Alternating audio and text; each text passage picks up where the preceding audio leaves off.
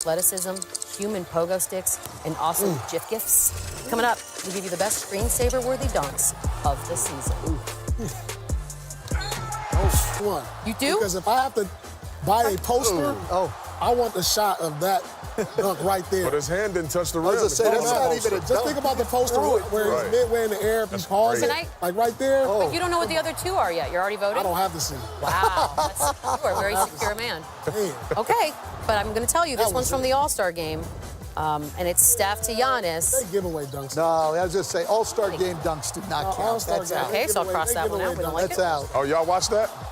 I don't even watch the All-Star game. What are you, like, just gonna say that? I don't, man. You watched a few because you were in them. I didn't even like playing in them unless it was my Piston players was playing, so we could play some deep. I coached a bunch of you guys one year. Right. Okay, how about this? This is a Pistons magic moment. It's DJ Augustine up to Aaron Gordon, who we know can dunk, and That it's was a tribute. nice. It's a tribute That to the was mailman. nice. Yes? It looks better in slow motion, though. Well, doesn't everything. That is nasty, but that first one was The first one, Yes. the first one. Okay, so we're still sticking with Derrick Jones Jr. Yeah. Wow, I'm actually surprised. I thought maybe the third one would sway somebody. That one's pretty That's good. nice. That was nice, though. You can't go Shout out to the mailman. Yeah, I thought it was a nice homage. Look, I think I'm not going to lie. I don't believe anyone saw Orlando Magic going into the playoffs. Maybe you. I know you were rooting for it, and you got your dream. I did, actually, because they stayed healthy and they kept getting better. I mean, they're 21-9 in their last 30.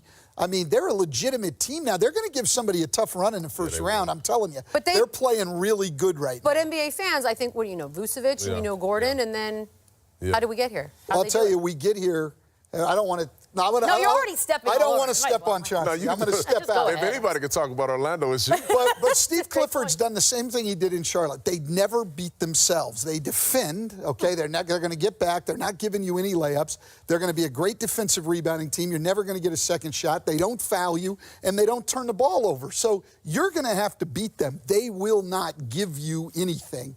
And they've parlayed that into being over 500 after 25 wins last year and a spot in the playoffs. Was that your answer? Well, that's what I was going all over that. I was But you all have video. over that. You brought video. Yeah, I'll he's bring got a little video. video. I'll try to explain a little bit of what I've seen. I'm a visual because learner. the world hadn't seen them, but they're a top 10 defense. In particular, they're 8th. But look how many efforts they give on the play. You look at Fournier right here. He shoots the gap to take away the curl. There's a lob. Booch is right there on the help.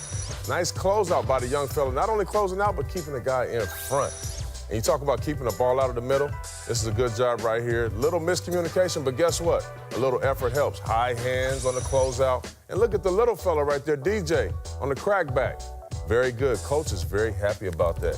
One of Stan's disciples, actually. And Booch is an all-star.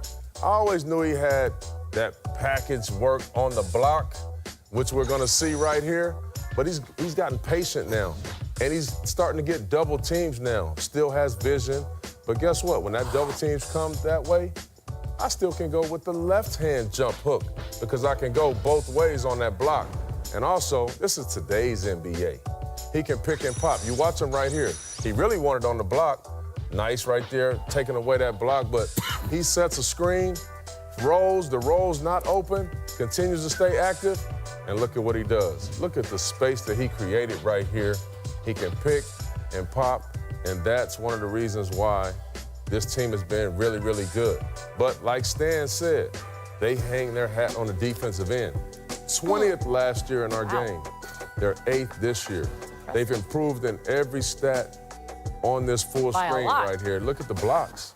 And Vucevic is not a shot blocker, but they're long defensively, and they've made an impact. And I agree with you, Coach. They're gonna make it tough for somebody. No Vucevic illness, but do you think Coach is thinking, oh, I have a chance to eliminate the team that fired me? See, I would think that way. I knew. But Steve's a much bigger person than I am. He really is, and it doesn't matter at all to him. I mean, you know, he just cares about his own team. I would love to take out the team at 5. That's why we get along, Stan. Why we get along. All right, coming up. Why we don't get along? A lot of reasons.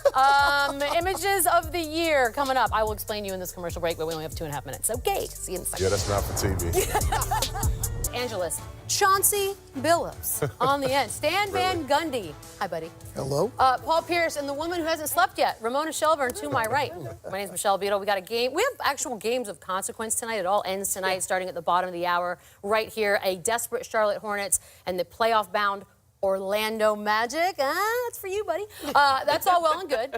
We're going to get there, but we have to start outside the actual playoffs because Magic Johnson shook up Lakerland and the entire NBA by quitting last night. So right now, from Bristol, we want to welcome in the insider of insiders, Mr. Woj. There are a lot of questions, Woj, so many that I can't even get to on this show. But we'll start with what have you learned in the last 24 hours or so about, I guess, his motivation to leave? Hey, Michelle, I think, first of all, Magic Johnson didn't like doing the job, the requirements of the job, and the time you have to put into it. And I think the idea, too, of being unpopular. When you lead an organization, you've got to make tough decisions. Magic wants to be beloved. And I think increasingly, he didn't like who he was doing the job with. And I think all of those elements played a part. And Magic also saw coming down the road in July, there is not an easy path for this Laker team to really build a championship contender around LeBron James. And all of those things, and probably more and more we'll learn, inspired him to walk away yesterday the way he did. So obviously we know how important this particular team is to the league. LeBron James, of course, being here just ups that factor. What's the reaction been from anyone in this league to all the chaos? Well, listen, there certainly was shock, not just that Magic Johnson resigned, but how he did it, doing it publicly, with informing Jeannie Buss essentially live at a press conference that he had quit. And I think, listen, around the league, people know, executives, teams, owners, that the Lakers, if run well, if you have a great management structure there, they're the most dangerous team in the league. They're the place that, with all things being equal, players will want to come play. There's a sense of relief around the league when there's dysfunction and chaos in the league. It helps everyone else compete. And there's certainly around elite executives in the league, the idea that that Laker job may be open again, that's piqued the interest of a lot of, top-level league executives. The Lakers have never really gone outside their family to make a hire. So many text messages exchanged last night. Woj, I understand you actually have a little bit of news concerning the upcoming playoffs. Marcus Smart, I'm told, torn oblique on his left side. He's going to be out, at least I'm told, until the Eastern Conference Finals. Can Boston get that far without him? He's been a crucial piece to this Celtic team. This is a big blow for them. That is. Woj, thank you so much, Paul. I hate that for you as well. And for all Celtics fans, we will talk more playoffs a little bit later. Woj, enjoy the rest of the night. I'm sure your phone will be hot. Let's just trip down memory lane, shall we? So one of the first moves Magic made, he shipped Lou Williams to Houston, who, of course, now Lou Will heading the playoffs with the Clippers. Lonzo Ball traded away D'Angelo Russell for Kyle Kuzma and Brook Lopez. Lopez also playoff bound on another team. And then he brought in LeBron James and a ragtag crew along with him, signed Tyson Chandler, traded away a very promising young center. The one that seems to be hurting people the most, in Ivica Zubac, and he's also just down the hall. Guys, I know this was interesting, and I thought somebody's phone had been hacked when this first happened last night, but how did we get here? How did we get here? Well, I think two things, right? Number one, LeBron got hurt. They were fourth in the league on Christmas Day. They were on the trend up. They were playing really, really well. He went down. That was number one. And then before he comes back, they get into the Anthony Davis trade rumors that I think really rocked their locker room and the confidence of their young players. Put those two things together, they don't make the playoffs. To me, if they stay as a fourth, maybe even a fifth seed, we're not here right now. Magic's getting ready for the playoffs. He's a conquering hero, and everybody in L.A. loves him. I mean, Woj said he didn't like the job. You know what Magic likes? He likes being Magic Johnson. That would be fun. It's fun being Magic Johnson. You walk around, everybody wants to dap you up. Like, everybody's like, Magic is awesome. Your name's Magic. You are a conquering hero around the world. He's a civic leader. That's a great job. And what's not a good job is having to work in the shadows. Like, the guy I saw last night in that press conference, that was Magic. I haven't seen that guy in 2 years because Magic has been muzzled because he's afraid of tampering. He's not, he even said to me, he goes, Ramona, I know you called me earlier. I want to talk to you, but every time I talk, I say too much. Right. True. Yeah. But that's kind of what being an executive is. It's about discipline and staying on message and not saying too much and not tampering. And he wants to be free and he wants to be happy. The problem is you just left your sister, Jeannie Buss, who you call your sister, in a very embarrassing position right now. Yeah, it was breakup by text message. Treated very well. Yeah, no, it was one of the worst. It's just a bad look all around. But does it say more about Magic, this whole thing, or does it say more about the team itself? I would probably say Magic, you know, based on obviously what Ramona's saying. I mean, he wanted to just get back to, he said, having fun. What is that was pretty revealing to me, right. You know. And again, like, obviously I've never been there, Stan has, but that's work in there every day. That's work. And Magic is a guru, like he's a savant. Like this dude is. He said ambassador. He has built an empire.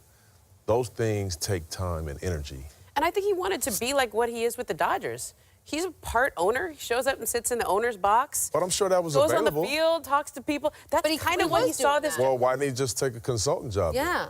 That's the job he had. This is a job with more power. But power that he thought Rob Pelinka would go and do the day-to-day grind, and he could just kind of swoop in and help close free agents. Well, I just don't think he enjoyed the job. And I think it stems back to last year, I believe, when they didn't get even a visit from Paul George. Right. Then you go into this Anthony Davis saga, and I don't think he saw light at the end of the tunnel. If you strike out one more time in free agency this summer, then where do the Lakers go from there in the LeBron era? You know, because you expect nothing but championship runs when you have that caliber of a player on your team. And if they come away with nothing this summer, there was a lot of pressure on, if he was there, maybe getting fired. Yeah, now he's not blamed.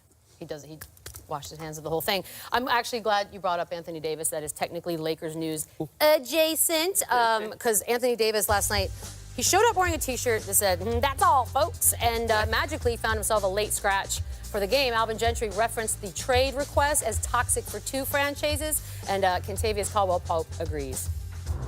During the trade deadline, everybody kind of like lost themselves, you know, and that's all they were worried about, especially the guys that haven't been through it. They was worried where they was going to end up, you know, how they was going to do it, you know, how it was going to mentally affect them. But, yeah, it actually affected the locker room a lot. That's the most honest answer of the day, right? I mean, that's something we all said that was...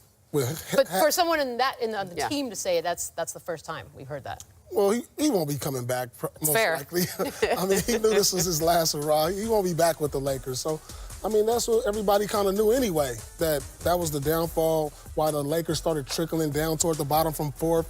It just turned off a lot of people. The young guys never been through it. Now it's all these trades. Maybe they start alienating themselves from the vets. It just seemed like the locker started being separate once all that trade rumor went down, and it didn't happen. It just tore the team apart. So, well, and look, KCP, I coached him, and it wouldn't have mattered if he was coming back or not. That's who he is. He's an honest guy, totally honest. There's no pretense about him. He's going to give you the answer to the question, and that was it. Ramona, I know obviously people want to let the dust settle a little bit, but now the Lakers have some work to do. For now, it seems Luke Walton is still the coach. He did exit interviews this morning. What happens next, and how fast does it So there needs to be a resolution here. I know that they're not in a big hurry right now because it literally just happened last night, and they wanted to make sure the sun came up in the morning, right? But it did, and he showed up at work, and he was a professional, and his staff's a professional. They have... He has 2 more years on his contract. Next year's guaranteed, but they have to let him know by the end of June whether or not they're picking up the final year of that contract. So there is a bit of a time frame on this. And quite frankly, Stan, you know this, everybody needs some closure because if you're not going to bring Luke Walton back, him and his other and the guys on his staff need to get other jobs. Sure. And that's just the right thing to do. I think everybody understands that, you know, he was not going to be there in the morning, and then he was. So that's really awkward, right? So bizarre. Okay, so you go and do a professional job, and you keep soldiering on. Luke is still the coach of the Lakers as of whatever time it is right now. Yep, but the longer this goes on without much clarity, the more awkward it gets. And quite frankly, it doesn't need to. They need to have some clarity one way or the other. If he does come back, I would expect him to ask for an extension or some kind of job security. At the very least, you're going to do a public notion of some sort of support. Like, give me an extension so I don't look like a fool, because I've looked like a fool for an entire season here. That's just me, what I would want. But anywho, by the way, no one's going to make fun of Anthony Davis saying that he didn't pick out the shirt that it was laid out for him. We're not going to make fun of that? We're going to let that be? Okay. Come on, ain't nobody believe that.